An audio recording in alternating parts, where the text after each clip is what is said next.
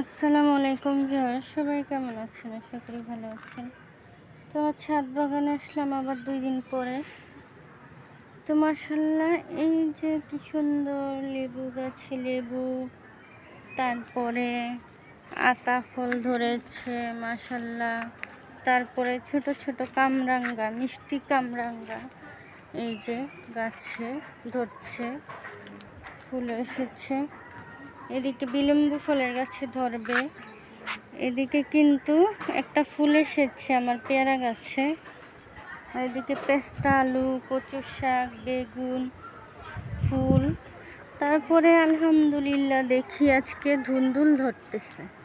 ধুন্দুল গাছে ধুন্দুল ধরা শুরু হলে কিন্তু অনেক হয়।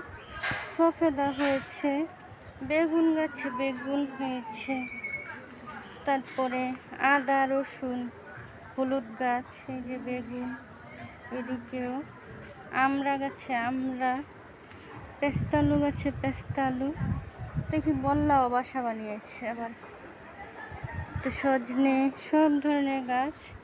বেগুন ফুল এসেছে, করমচা পেকে আছে গাছে, মালটা গাছ, সিডলেস চায়না লেবু, এই লেবু ধরেছে, এগুলো বড় লেবু।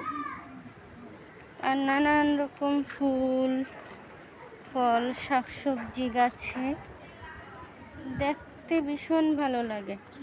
আর আমি তো বাগানে থাকলে, সারাদিন বসে থাকলে অসুস্থ হব না। এদিকে ফুটে আছে নানা রকম ফুল। যে বাসায় যাব, এই তো অসুস্থতা শুরু হয়ে যায়।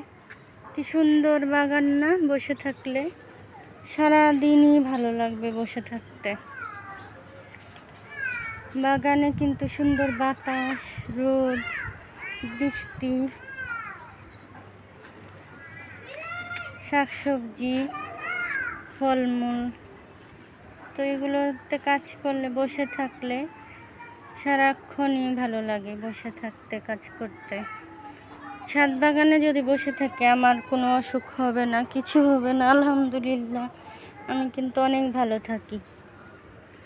তারপরে যদি বাইরে ঘুরতে যাই ভালো থাকি। বাসায় কি সমস্যা, বাসার ভিতরে গেলেই অসুখ অসুখ অসুস্থতা। আল্লাহ পাক যদি মাফ করেন, সবাই দোয়া করবেন। তো ভালো লাগলে সাবস্ক্রাইব করে, লাইক, কমেন্ট, শেয়ার করে পাশে থাকবেন। তো এই যে বাগানের সৌন্দর্য উপভোগ করছি। বাগানে নানা রকম ফুল ফল শাকসবজি, তারপর সুন্দর বাতাস, ডালিম, সব ধরনের শাকসবজি ফলমূল হয়। 12 মাসই সব কিছু পাই। সুন্দর প্রজাপতি উঠছে। বাগানে পাখি আসে, নানা রকম পাখি আসে পোকামাকড় খেতে। তারপর পোকামাকড়ও আছে বাগানে। বর্ষাকাল এখন, বাগানে প্রচুর পোকা হয়েছে। তো এই তো বাগানে হচ্ছে ভালো লাগার জায়গা। বাগানটাকে ভালোবাসলে মানে মনের অনেক আনন্দ পাওয়া যায়। যারা গাছ ভালোবাসে, গাছ ছাড়া থাকতে পারে না। যেমন 2 দিন আমি যদি বাগানে না আসি, আমি অস্থির হয়ে যাই আমার গাছগুলো দেখার জন্য। আমার খুবই খারাপ লাগে। গাছগুলো যদি আমাকে না দেখে, ওরাও কিন্তু মানে চুপসে যায়, কেমন হয়ে যায়। আমাকে দেখলে একদম সতেজ হয়ে যায়।